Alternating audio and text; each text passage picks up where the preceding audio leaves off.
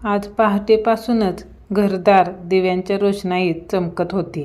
दारात सुंदर सुबक रांगोळ्या काढल्या जात होत्या. घराघरात उटणं, बदाम तेल आणि मोती साबणाचा सुगंध दरवळत होता. चिल्ल्यापिल्ल्यांची किलबिल आज लवकरच चालू झाली होती. कुणाच्या घरी घाई गडबडीत करायच्या राहिलेल्या बेसनाच्या लाडवाची बांधणी चाललेली होती. कुणाच्या घरी सुशोभित होऊन एखादे आजोबा पूजा मांडत होते.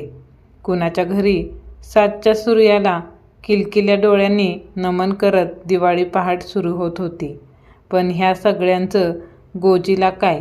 ती नेहमीप्रमाणे पोलीस स्टेशनच्या कुंपणाच्या आत एक कोपरा धरून गाठोडं उशाशी घेऊन झोपली होती.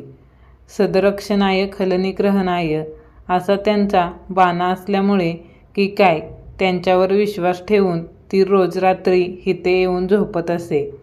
आधी कधीतरी गावच्या बसस्टँडवर झोपायची. तिथं काय काय घडलं काय माहीत. एकट्या बाईला कोणी कुठे थारा देतं का? गोजी असली तरी बाईच ती शेवटी. पण इकडे देखील तो तिला शोधत आलाच. पोलीस स्टेशनजवळ असूनसुद्धा त्याला ती सापडली. काळ्या रंगाचा लाल डोळ्यांचा कुत्रा. तो गुरगुरत भयानक टोकदार दात दाखवत जीभ बाहेर काढून लाळ टपकत थोड्या अंतरावर उभा होता. गोजी पळू लागली. जंगलात झाडामागे लपत ती पुढे जाऊ लागली. पळून पळून तिच्या पायातली शक्ती गेली होती. तिला तहान लागली होती, पण ती थांबू शकत नव्हती. तो मागेच होता. गोजी घाबरून मागेसुद्धा बघत नव्हती. तिला माहीत होतं की त्याच्या लाल भयानक डोळ्यात पाहिलं तर ती पूर्ण गोठून जाणार आणि तो तिच्यावर झडप घालणार. सगळी ताकद एकवटून ती पळू लागली. मोठी झाडं आणि त्यांचा खाली पडलेला पाचोळाचा ढीग, त्यातून पाय काढत पळता पळता एका झाडाच्या मुळात ती अडकली आणि पाचोळ्यात फस्कन पडली. स्वतःला सावरून उठणार तेवढ्यात कुत्र्याने झपकन तिच्यावर झेप घेतली. गोजीने डोळे गच्च मिटून घेतले. उठ गोजी. कुणाची तरी लाथ तिच्या पायाला लागली. थरथरत्या पापण्या हळूच वर करून तिने पाहिलं. हवलदारीणबाई काठी घेऊन उभ्या होत्या. उठतीस का नाही? काय पाहिजे? काय पाहिजे? एक पेकाटात म्हणून त्यांनी काठी दाखवली. चल, दिवाळीचं आवरायचं आहे आम्हाला हितलं. निघ. आज हवलदारीणबाई काठपदरी साडी नेसून आल्या होत्या. पोलीस स्टेशन समोर रांगोळी काढायची म्हणून लवकर आल्या होत्या. गोजी आपलं गाठोडं घेऊन उठली आणि पायात झिजलेले पॅरागॉन चढवून पाय घसटत निघाली. पलटून हवलदारीणबाईकडं बघून ओशाळ हसली. तिच्या मनात आलं होतं बाईंना सांगावं, आज लिपस्टिक लावून झाक दिसलायसा. पण ती बोलली नाही. गोजी बोलत नसे. अगदी थोडकं, गरजेपुरतं, 1-2 शब्दांची वाक्य. त्यापेक्षा जास्त बोलायला गेलं तर तेवढ्या वेळेसाठी तिला कोणी जवळ तरी उभं करून घ्यायला पाहिजे. तिथून थोडं लांब सकाळी छोटा मोठा बाजार भरत असे. तिथे जाऊन ती थांबली, वडापाववाल्याची वाट बघत. त्याच्या गाड्याच्या जवळच एक झाड होतं. त्याच्या मागे ती बसून राहायची. तो स्कूटीवरून आपल्या सामानाच्या पिशव्या घेऊन यायचा आणि स्टोव पेटवून तेल उकळलं की एक छोटा वडा तळायचा. तो देवासमोर ठेवायचा आणि मग दुसरा वडा तळून कागदात घालून गोजीला द्यायचा आणि आपल्या बसक्या आवाजात तिला सांगायचा, निघ आता, गिऱ्हाईकाची वेळ आली. गिऱ्हाईकाची वेळ झाली. आज खूप वेळ झाला. वडापाववाला आला नाही. हवलदारीणबाई म्हणाल्या. दिवाळी आहे म्हणून आला नाही वाटतं. हवलदारीणबाईकडं होती तशी गुलाबी रंगाची हिरव्या काठपदराची साडी आपल्यावर बी चांगली दिसल. गोजीच्या मनात येऊन गेली. त्याने आणून दिली होती एकदा. गुलाबी नव्हती, निळी होती, पण गोजीवर छान दिसत होती. उन्हाने रापलेल्या चेहऱ्यामागे कधी काळी एक गोमटा कोवळा चेहरा होता. अगतिक होऊन स्वतःच कातरणे कापून बारीक केलेल्या केसांचे कधी काळी चोपून वेणी बसत असे. त्या वाल्या गोजीवर छान दिसत होती ती निळी साडी. घरी मोठा आरसा नव्हता म्हणून त्याला घेऊन ती देवळात गेली. देवाला नमस्कार करायचं सोडून तिथल्यावर लावलेल्या मोठ्या आरशात ती स्वतःला निरखून पाहत राहिली. फटफट जोरात तिच्या कानाखाली वाजवल्या त्याने आणि ती भानावर आली. नवीन शूटिंग शर्टिंगचं दुकान उघडलं होतं. थोड्या अंतरावर तिथल्या पोरांनी 1000ची माळ फटाक्याची लावली होती. लांबून कोपऱ्यापासून एक एक फटाका फुटत मोठा आवाज करत आणि धूर सोडत तिच्याच बाजूला येत होता. घाबरून ती उठली. तिला कुठल्या दिशेला पळून जाऊ कळत नव्हतं. तरुण पोरं जग जिंकल्याच्या आविर्भावात त्या ठिणग्या आणि धूर पाहत थांबली होती. गोजीची उडालेली धांदल त्यांचं अजून मनोरंजन करत होती. आपलं काटोडं घेऊन ती तिथून कशीबशी पळाली. पुढे जाऊन देवळापाशी जाऊन बसली. पोटात गलबलत होतं. खूप वेळ वाट पाहिल्यानंतर एक कुटुंब दिवाळी दिवशी देवीचं दर्शन घ्यायला आलं. ते आत गेले आणि देवळातला पुजारी बाहेर आला आणि त्याने गोजीला हकललं. त्याचंही बरोबरच होतं म्हणा. इतक्या मंगलमयी वेळेस लोकांनी प्रथम दर्शन देवाचं घ्यायचं की गोजीचं? भंगलेले तोंड पाहायचं इकडे देवळात. कुटुंबातल्या बाईने देवीला कुंकू वाहिले. अगरबत्ती पेटवून ओवाळून स्टँडमध्ये खोचली. मनोभावे नमस्कार केला. सोबत आणलेला फराळ, करंजी, लाडू, चकली, चिवडा भक्तिभावाने देवीला अर्पण केला. पोरांना नमस्कार करायला लावला आणि त्यांच्या डोक्याला अंगारा लावला. कुटुंबातल्या पुरुषाने मग नमस्कार केला, स्वतःला अंगारा लावला. कुटुंब बाहेर येऊन स्कूटरवर बसलं आणि देवळाबाहेर थांबलेल्या गोजीला वळसा घालून निघून गेलं. गोजी धीटपणा करून पुन्हा देवळाच्या आवारात गेली. पोटात पडलेली आग आपसूक धीटपणा शिकवते. खायला दे अशी जोराची हाक तिने दिली. देवीने सद्बुद्धी दिली की काय म्हणून पुजाऱ्याने एक लाडू आणून तिच्या हातात टाकला. चल आता चालती हो म्हणून हात उगारला. गोजीने तो लाडू झपकन मागे लपवला आणि तिथून पळाली. बाहेर येऊन एक कोपरा पाहून बसली. हातातल्या लाडवाकडं निरखून पाहू लागली. बेसनचा लाडू. नेहमी फक्त खोबऱ्याचा तुकडा मिळतो देवळात. मागितला की आज देवीच्या घरी पण दिवाळी आहे वाटतं. लाडवाचा छोटा छोटा तुकडा करून गोजी नंबरचा वेळ तो लाडूच घळला. मग तिथून उठून दुसरीकडे निघाली. तिचा दिवस असाच असतो साधारण. एका ठिकाणी बसायचं, थोड्या वेळानं उठायचं आणि चप्पल घसटत दुसरीकडे जायचं. खायला मागण्यासाठी ती कधी घरच्या गल्ल्यांमध्ये फिरायची नाही. तिथं जोगवा मागणाऱ्या बायका जातात. देवाच्या बायका त्या. गोजीला असं दारात कोणी उभं करून घेणार नाही. तिला कुठल्या देवाने धाडलं नव्हती. पैसे तांदूळ दिले नाही तर शाप देण्याची शक्ती तिला देवाने दिली नव्हती.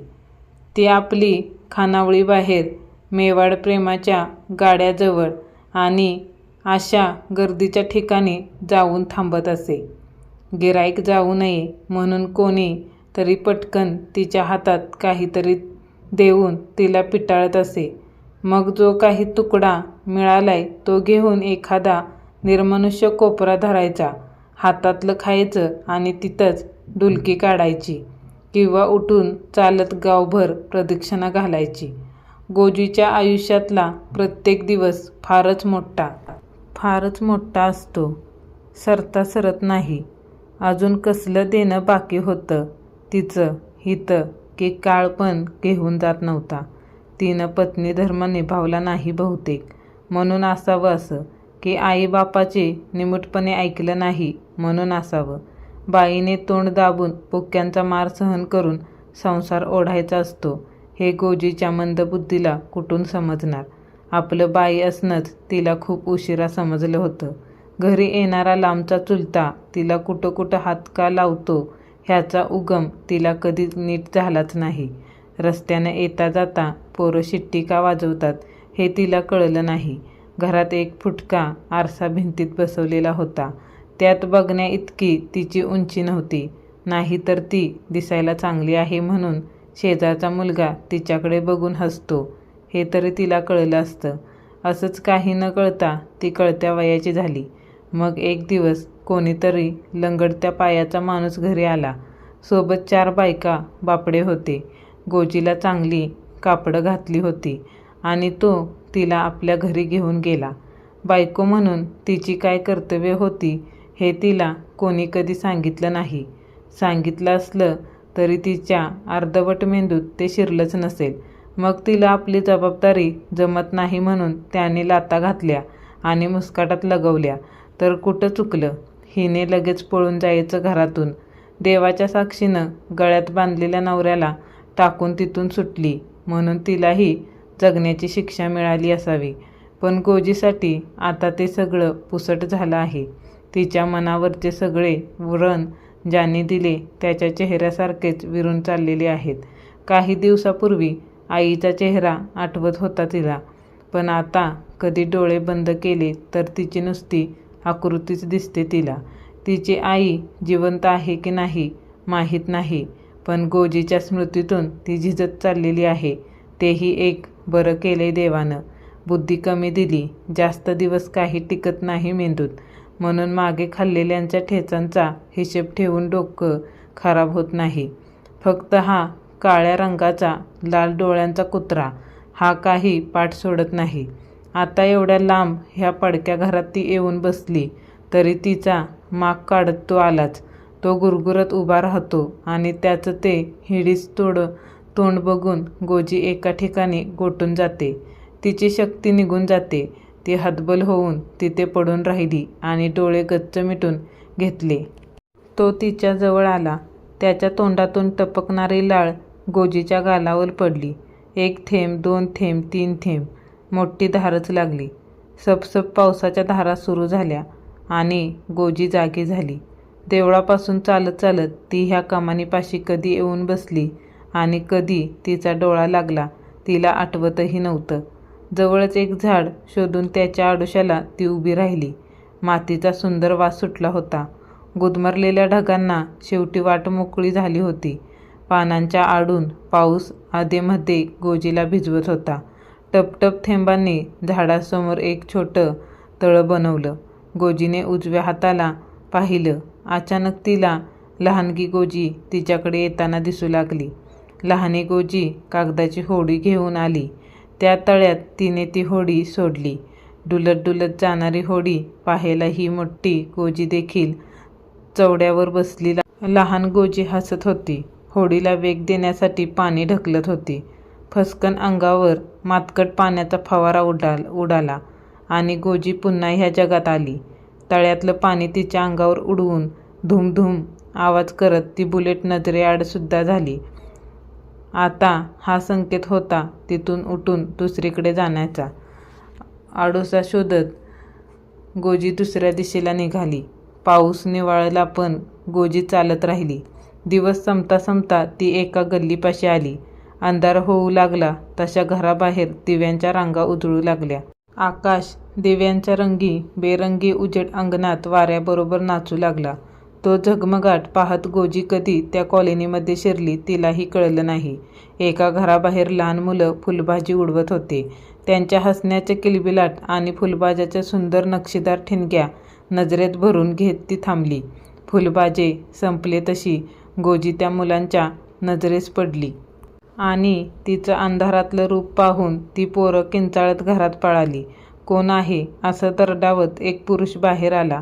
ए चल असं म्हणून त्याने हात उगारण्याचा इशारा गोजीला केला. ती मुकाट्याने तिथून निघाली. आता मात्र ती कुठे रेंगाळत थांबली नाही. मध्येच पोटातल्या कावळ्यांनी कलकलाट सुरू केला. सकाळी फक्त एक लाडूच मिळाला होता. आज थोड्या अंतरावर एक घर दिसत होतं. तिथं आकाशकंदील लागला नव्हता की लाईटिंगची झगमग नव्हती. नुसता पोर्चवरचा बल्ब लागलेला होता. त्या घरच्या कुंपणापाशी ती गेली. गोजीला गोजीला वाचता येत असतं तर घराबाहेर लावलेली नावाची आणि पुढे असलेल्या PhD MSc वगैरे पदव्यांची पाटी तिने वाचली असती, पण तिला त्याच्याशी कुठे देणं घेणं होतं. फटाकातून आत पाहिलं तर पोर्चमध्ये एकच तेलाची पंती चमकत होती. बारीक आवाजात रेडिओवर लागलेलं गाणंही ऐकू येत होतं. मुखी कोणाच्या पडते लोणी, कुणामुखी अंगार, तू वेडा कुंभार, म्हणजे घरात कोणीतरी आहे. गोजीने खायला वाढा अशी जोरदार हाक दिली. कोणी बाहेर आलं नाही. धाडस करून गोजीने फाटक उघडलं आणि कुंपणाच्या आतल्या बागेत मधोमध उभे राहून अजून एक जोरदार हाक दिली. खायला वाडा, कोण आहे, असा वैतागलेला एक प्रश्न दारातून आला आणि मग कपाळाला आट्या घातलेले एक आजोबा बाहेर आले. त्यांनी गोजीला पाहून कानातलं मशीन घातलं आणि विचारलं, काय पाहिजे? बाईसने सांगा, खायला दे. कोण बाई? नाही घरात, असं अजून एक वैतागलेलं वक्तव्य करून काहीतरी पुटपुटत आजोबा घरात गेले. गोजी मागे वळली. घरात बाई नाही. हा चिडका म्हातारा काय देणार तिला? ती फटाकातून बाहेर पडणार तेवढ्यात मागून आवाज आला, थांब, हे घेऊन जा. असं म्हणून एक बॉक्स त्यांनी बाहेर आणून ठेवला. फराळ पाठवून उपकार करतायत, कशाला आणतो? की माझं मी मला पाहिजेत, असं काहीसं पुटपुटत आजोबा आत जाऊ लागले. गोजीनं तो बॉक्स उघडला. त्यातील चिवड्याची पिशवी दातांनी फोडली आणि हातात चिवडा घेऊन ती त्याचा बकाना भरू लागली. आजोबांनी मागे वळून पाहिलं आणि हातवारे करत तिच्याजवळ आले. अगं अगं, कसं खात आहेस? थांब, मी ताट घेऊन येतो. गोजी त्यांच्याकडे दुर्लक्ष करून बकाना भरत उभी राहिली. थोड्याच वेळात आजोबा ताट आणि कात्री घेऊन आले. फराळाच्या एक एक पिशव्या कापून ताटात ओतून त्यांनी व्यवस्थित वेगवेगळे वाटे केले. न राहून एक बुंदीचा लाडू आपणही खाऊन घेतला. हिथं बस आणि खा, उरलेलं घेऊन जा. थांब, पिशवी आणतो. म्हणून त्यांनी गोजीला पोर्चवर बसायला सांगितलं. काही मिनिटांनी ते एक मोठी पिशवी आणि पाण्याचा तांब्या घेऊन आले. जाताना ते फाटक नीट बंद कर, असं म्हणून ते आत गेले आणि त्यांनी दार बंद करून घेतलं. कित्येक दिवसांनी गोजीचं पोट तुडुंब भरलं. तांब्यातून थंड पाणी पिऊन तिच्या शरीरातल्या पेशी जणू भिजून स्वच्छ झाल्या. तिने नीट ताट आणि तांब्या दाराजवळ सरकावून ठेवला.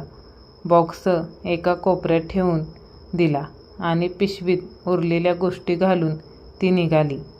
सांगितल्याप्रमाणे फाटक नीट बंद करून बाहेर पडली. घड्याळाचा काटा पुढे सरकला. हळूहळू काही घरांच्या बाहेर लागलेल्या लाईटिंगच्या माळा बंद झाल्या. पणत्या, मेणबत्त्या, दिवे विझले. आजोबांच्या घरातल्या लाईट्स देखील बंद झाल्या. गोजी कुठे गेली नव्हती. थोडंसं लांब जाऊन सगळं सामसूम व्हायची वाट बघत होती. ती फाटक उघडून पुन्हा आजोबांच्या बागेत शिरली. थोडं इकडे तिकडे फिरून आजोबा जागी तर नाहीत याची खात्री केली. मग तिने भिंतीला लावलेला मोठा झाडू घेतला आणि खाली पडलेल्या झाडांचा पाचोळा गोळा करायला सुरुवात केली. थोडं थोडं करत बागेच्या एका कोपऱ्यात पाचोळ्यांचा मोठा ढीग बनवला. एकदा फिरून तिने संपूर्ण बागेकडे पाहून घेतलं. बाग स्वच्छ झाली होती. तिने झाडू भिंतीला टेकवून ठेवला आणि जाण्यासाठी वळली. तेवढ्यात फाटकाजवळ तिला तो दिसला. काळ्या रंगाचा, लाल डोळ्यांचा कुत्रा. तो गुरगुरत तिच्याकडे येऊ लागला. गोजी थबकली, पण ह्या वेळेस गोटून नाही गेली. कदाचित पोट भरलेलं असल्यामुळं तिला आज पायात ताकद जाणवत होती. तिने मुठी वळल्या आणि त्याला टक्कर द्यायला ती सज्ज झाली. त्याने आपले भयानक दात दाखवत तिच्यावर झडप घातली, पण जवळच्या झाडूने तिने त्याला उलट पाडलं. तिथला एक मोठा दगड पूर्ण शक्तीनिशी उचलला आणि त्या कुत्र्याच्या अंगावर फेकला. त्याचं डोकं टेचलं गेलं आणि तो निपचिप पडला. गोजी दबक्या पावलाने त्याच्यापाशी गेली. गोल फिरून तिने त्याला तपासलं. तो बेशुद्ध पडला होता. त्याचे पाय धरून ओढत आणून त्याने गोजीने पाचोळ्यात फेकलं. मग पोर्चवरची पंती आणली आणि तो ढीग पेटवला. काळ्या रंगाचा लाल डोळ्याचा कुत्रा त्या आगीत जळू लागला. गोजीला गगनभर आनंद झाला. हात पसरून आकाशाकडं बघत तिने गोल गोल गिरक्या घेतल्या आणि त्या जळणाऱ्या ढिगाजवळ मटकन बसली. आगीच्या उभीने तिचे डोळे हळूहळू मिटू लागले. मिटता मिटता एक पुसटशी आकृती तिच्याजवळ येताना तिला दिसली. मगाशीची लहानगी गोजी कागदाची होडी घेऊन आली. आभाळाकडे नजर लावून जणू पावसाची वाट पाहत गोजीला खेटून बसली. दूर कुठेतरी वीज कडाडल्यासारखा आवाज झाला. एक कळ सरसर करत गोजीच्या पायापासून हृदयापर्यंत गेली. पापण्या जड झाल्या आणि जळणाऱ्या पाचोळ्याच्या ढिगाजवळ गोजी आडवी झाली. काही क्षणात ती तरंगत उठली. आपल्या शरीराकडे तिने पाहिले. तिने गुलाबी रंगाची हिरव्या काठाची साडी नेसली होती. केसांची चोपून वेणी घालून गजरा लावला होता. गळ्यात सुंदर साज चढवला होता. तिच्या नाजूक अंगावर तो शृंगार उठून दिसत होता. वाऱ्याची एक झुळूक आली आणि गोजी तिच्याबरोबर वाहती झाली. आज कोणी आकाशात बघितलं असतं तर तिच्याकडे पाहून त्यांना कळलं असतं तिचं नाव खरं तर गोजी रे आहे.